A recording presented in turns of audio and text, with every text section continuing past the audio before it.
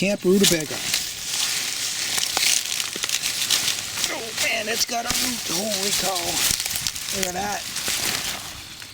Camp Rutabaga.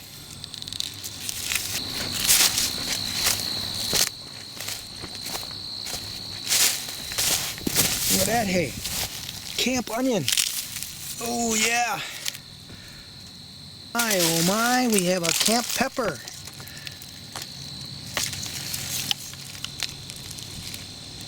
Let's eat. There's a fawn in the road.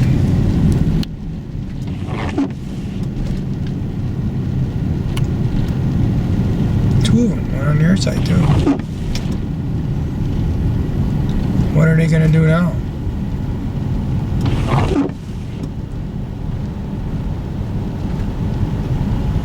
There it goes. We are at camp and we have something to pick. We have to pick.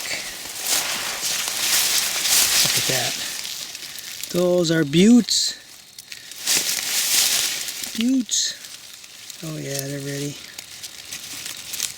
Come on. Oops, dropped it.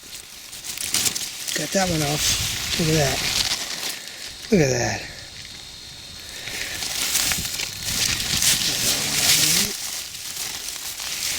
We're going to make two more before the vine is done. But for now, we've got two. Look at that. Buttes. Can't get it any better than that. Camp loose leaf mustard. Watch this. Look at that. That is some really juicy stuff here.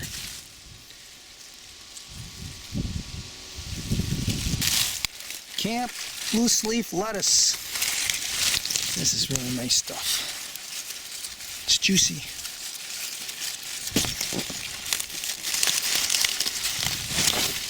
Well, I pulled it out by the roots already, so I might as well take it off.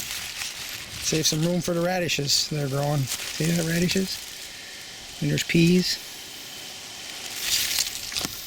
There's a really big radish. That baby is going to be a nice one soon. There's a camp onion in here. Right there it is. See that? Look at it. I'm going to pick it right. Oh, it's just laying there. It's not rotting on the top. Okay. I'm going to eat that whole thing right now. Bull hunting, and there is a doe just right in front of the car. She's going after acorns, I'm sure. Oh, she's going to go across the road. Okay, well, now what do I do? No, I'm gonna go on my spot. It's up the hill, a couple hills actually. Look at the hairnet roots of the mustard all over the soil here. Here's the mustard right here. What I'm doing here, I started a trench with this pickaxe, and then I would pull out the mustard next door to make another trench, and then I put it in the soil. And then cover it with the material from the new trench. So I got to the end of the line here now. I can probably reach a couple in there yet and put it in there. But I just wanted to get a video of all these hairnet roots.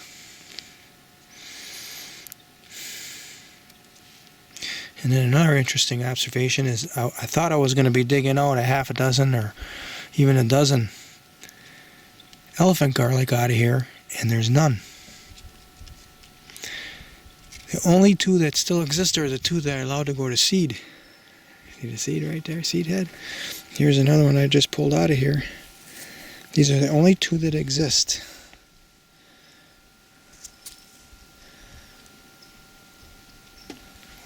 Letting them go to seed, for some reason, allowed them to continue to carry on. Unless these are way deep, but I mean, I got the pickaxe down pretty deep. I'm sure I got to the level. So, maybe squirrels or rodents or something are digging them up and eating them. But I never saw any sign of digging.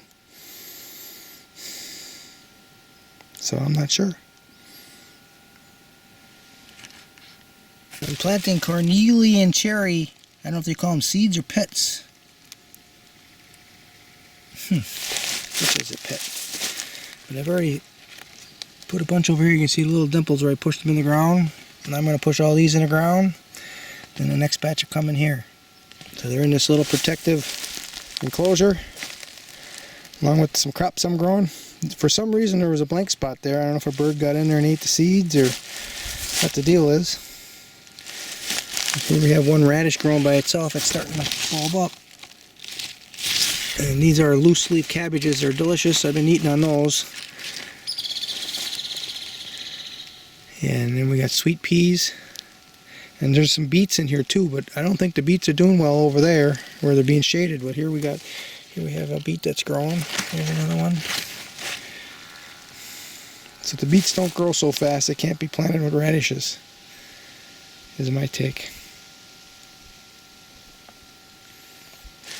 Area of mustard and oats, winter oats, and peas, field peas. Got a blossom on that one. We'll see what kind of peas they make. And there's skirret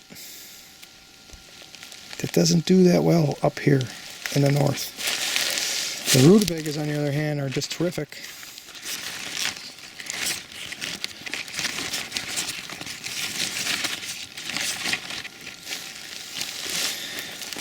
I'm going to thin them out today.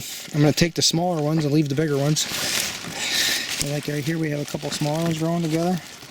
I'm going to take a couple of those. There's 3 of them growing together right there. Some of these that aren't doing so well, the leaves are kind of chewed up. I'm going to take those out of here. Then we have 3 real nice ones. I'm going to leave those go until frost. That's a monster there.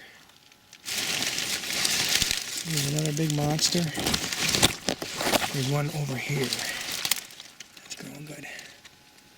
So those are the ones that we're going to shepherd through until we get a couple, probably a couple frosts will do.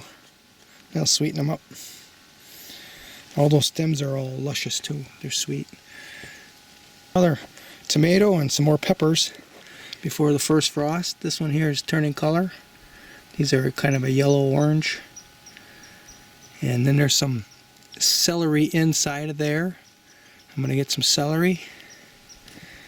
I guess you can kind of see it if I come up a little higher. Zoom in there. Yeah, where are we? There they are.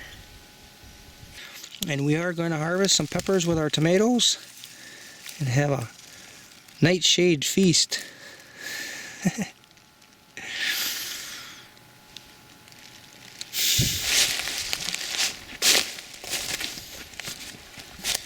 Poor germination on our carrot seed. Well, maybe they're just going to be really slow. It's a tiny one. Some of them popped out. They're growing pretty good. And it's the end of September, so they don't have a lot of time. I covered that hole up yesterday, and now it's dug again, so there must be a mouse in here. Aren't you getting hungry?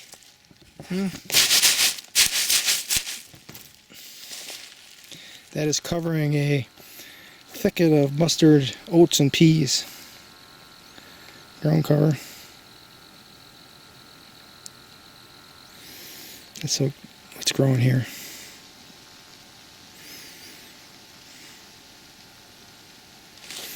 I finished up with this bed here. This was covered in, I think it had more Queen Anne's lace than anything. It also had some thistles, a couple other weeds that I'm not sure of, but the Queen Anne's lace was acting like as a ground cover. Just totally dominated. But this whole bed now, until we get to that last bit of mustard I left in here, is ready for planting. And then that, at some point, I'm going to pull all those out and bury them in the ground right there. And then this whole bed from the cage all the way until the spring onions is going to be elephant garlic, parsnip, white salsify. I'm going to try lemongrass. We'll see. I don't know what I'm going to do.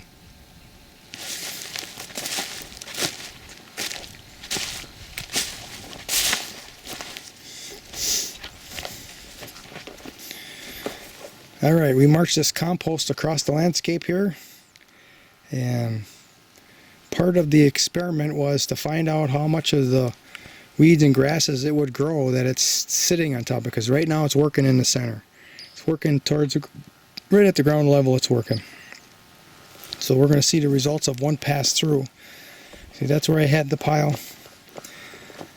before I turned it this time, so this was one turn ago. And everything is muted. As we go across here, everyone represents a turn.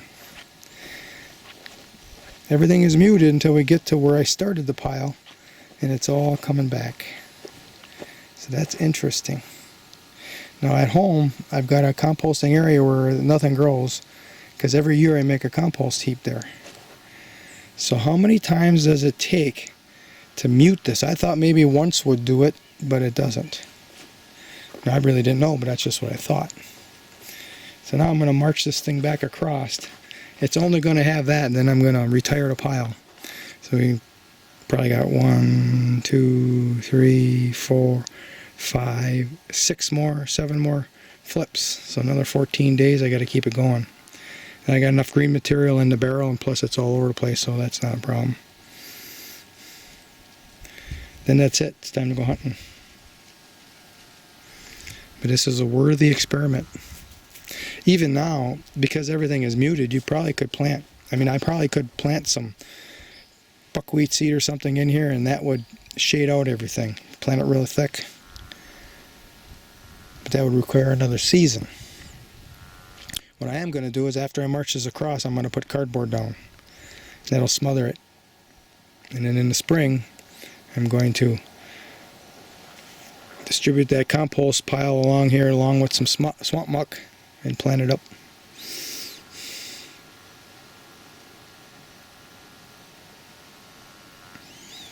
Adding one more bed to the camp growing season. Here we got peas. This plant here is totally dead. I can take that out of here. I don't think this is going to grow anymore. I can take that out of here and hang it up in the camp. And after a while I'll take the seeds out of there and put it in a jar.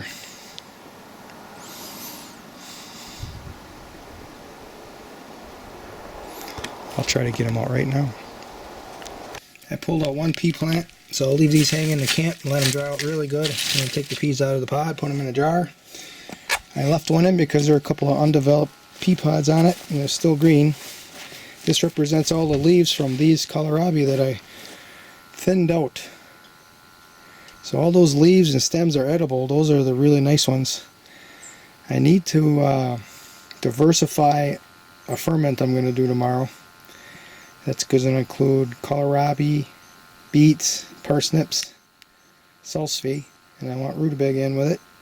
So this is a really good addition to that ferment that I'm going to make. And I'm also going to eat some raw, and I'm going to eat some, just fry them up for breakfast in the morning. Those are going in the ferment tank right now.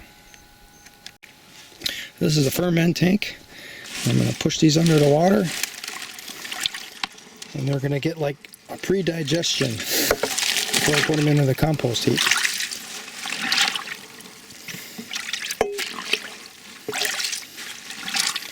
I went into the gas station yesterday to get gas for the machine, and people were trying to avoid me. Somebody the last trip said I smelled, but I think what they're smelling is this ferment. So even though I do smell, it isn't from me necessarily. This ferment has an odor. I've gotten used to it. I actually kind of like it. But this has got to be a foreign smell to most people. I'm alone because of the ferment smell. I'm a lonely deer hunter. I'm a lone wolf. How about that? That's why I bought that tree stand.